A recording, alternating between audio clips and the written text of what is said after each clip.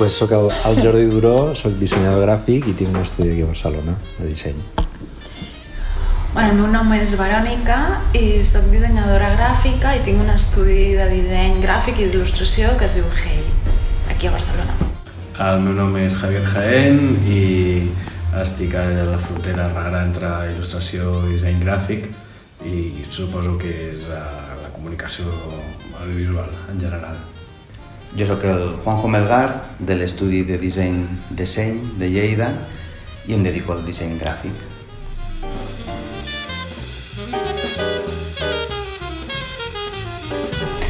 Per mi el disseny és una forma de llenguatge. És com parlar amb imatges, no? Per exemple, que a vegades pots utilitzar fotografies, a vegades pots utilitzar dibuixos o una barreja de tot, però és una manera de comunicar amb imatges o colors o formes, etc.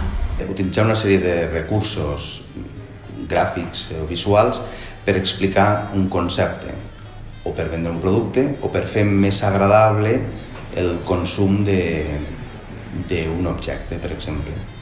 Suposo que és una d'aquestes preguntes tan difícils de respondre com si a un músic li preguntes què és la música o a un científic li preguntes què és la ciència, no? Parlàvem abans de no és el mateix fer la senyalització per poder sortir d'un pàrquing que una portada de discs, no? I sí, a tot li diem disseny gràfic.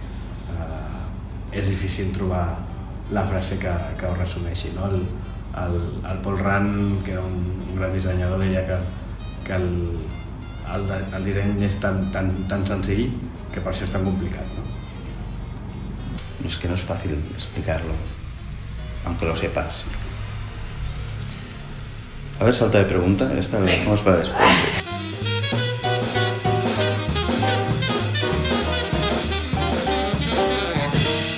El primer de tot, escoltar la música i parlar amb el grup, amb els artistes que l'han fet i decidir les emocions que s'han de transmetre a través d'una imatge o imatges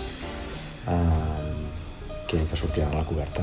Escoltar la música, per mi, és la part del procés més bàsica.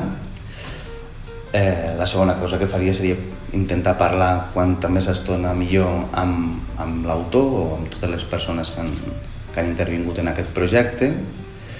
Llavors, per mi és molt important intentar explicar des de la portada en què consistirà el contingut o quina és l'experiència que tindrà qui escolti aquella música o moltes converses amb els músics perquè el disseny els ajudi d'alguna manera a que des d'un primer moment qui vol escoltar aquell disco tingui unes determinades sensacions. I a partir d'aquí intentar començar a trobar quina és l'ànima d'allò, quina és la particularitat que ho defineix, que fa que aquest disc és diferent a un altre i trobar aquesta identitat i fer una cosa que és de les que a mi més m'agrada de la meva professió és traduir llenguatges, no? Al final jo trobo que soc quasi més traductor que una altra cosa, no? M'arriba un so i ho haig de traduir amb una imatge, però que diguin el mateix. Potser començaria per aquí. Tenint en compte que el disseny és el primer que veiem almenys quan és un suport físic. El que passa és que tot això està desapareixent, però la primera impressió, la primera sensació que tenim amb un objecte com és un CD o un disco sempre és la portada.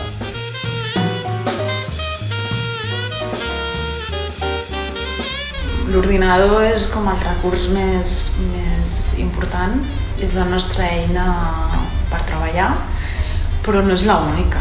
Llavors, moltes vegades podem utilitzar recursos que no són digitals, que no són l'ordinador, i també depèn de quin projecte, no? Però a vegades podem plantejar altres recursos que poden ser fets a mà, des de collage, des de pintura, des de treball en paper. És molt lliure. Jo crec que també a vegades està bé fugir de l'ordinador i poder treballar més manual. Intento totes les del món. I en el meu cas, a més, intento aplicar-ho de veritat, crec que la nostra feina hauria d'estar més a prop de la idea de fer una roba a mida, segons el projecte, començar a l'inrevés, que crec que és el que necessita i quina és la millor manera per solucionar-ho.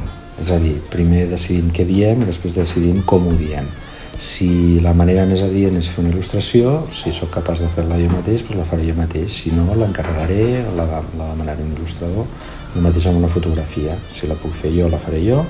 Si no sóc capaç de fer-la, és massa difícil, doncs l'encarregarem a un fotògraf.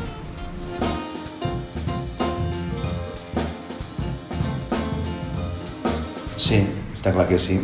Quan és un format físic tenim unes limitacions físiques.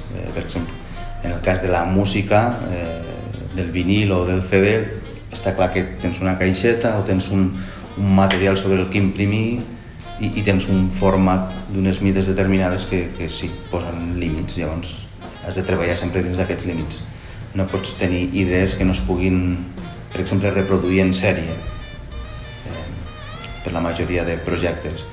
Llavors has de treballar sobre materials i sobre tècniques que es puguin, o sigui, que funcionin amb aquell packaging o amb aquell format que tingui en aquest cas els CDs. Sí, bàsicament perquè el que intentem sempre és dir una cosa el més clara i de la manera més senzilla i més directa possible. Com que ara mateix les cobertes, els CDs són petits, doncs has de simplificar molt i ha de quedar ben o si ho veiem en miniatures, no? A la web, intentem fer-ho el més sintètic, el més senzill possible. Sí, no és el mateix dissenyar una caràtula d'un CD que una etiqueta per un vi, no? Has de pensar en el suport i, per exemple, l'etiqueta potser dona la volta, no? I has de pensar com tota la informació va girant, etc. Tot condiciona. Condiciona el temps, condiciona el pressupost, condiciona les teves habilitats personals, condiciona si has dormit millor o pitjor.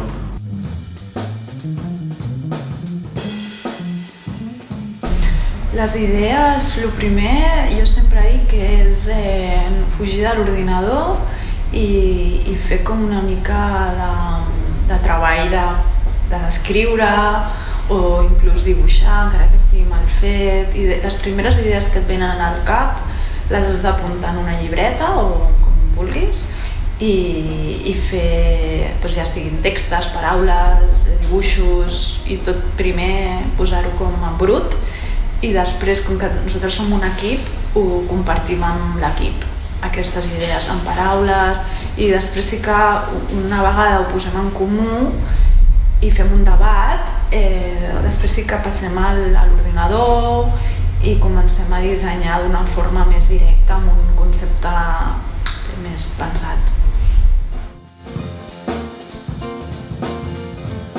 Nosaltres treballem, si el projecte és gros, treballa tothom, obrim, tothom fa les seves propostes i després les mirem tots junts i escollim les millors i aquestes són les que finalitzem, les acabem millor i les presentem.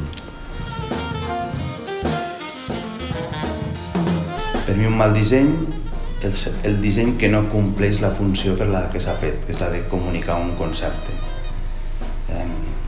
Per mi, jo sempre he dit que el disseny és inversament proporcional a l'art.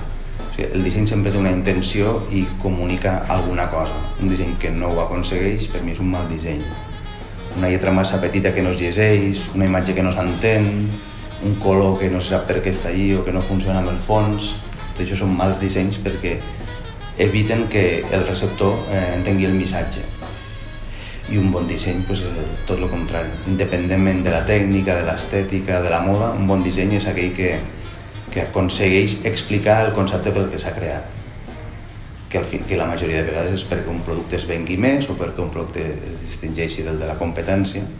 O sigui, un disseny que no fa això és un mal disseny. Un bon disseny és el que no només ha de ser algo bonic, sinó també s'ha d'entendre. Llavors, si en el moment que tu veus un disseny i no entens res del que està informant, això és un mal disseny, no?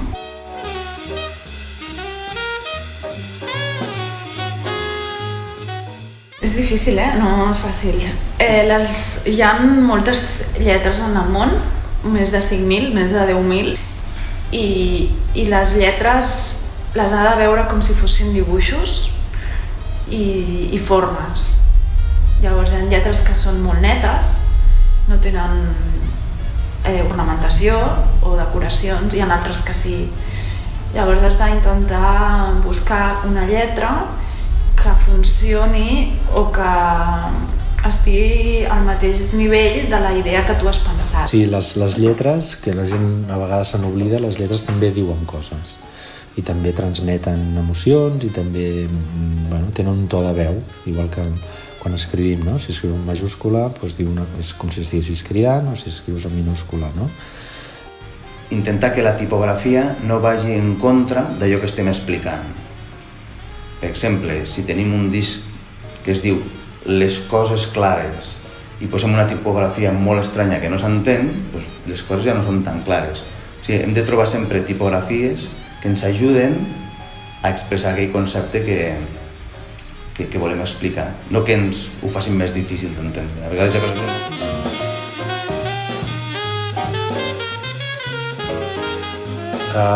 que és una lletra que a mi no he trobat encara el moment de fer-la servir, però no descarto que algun dia la faci servir.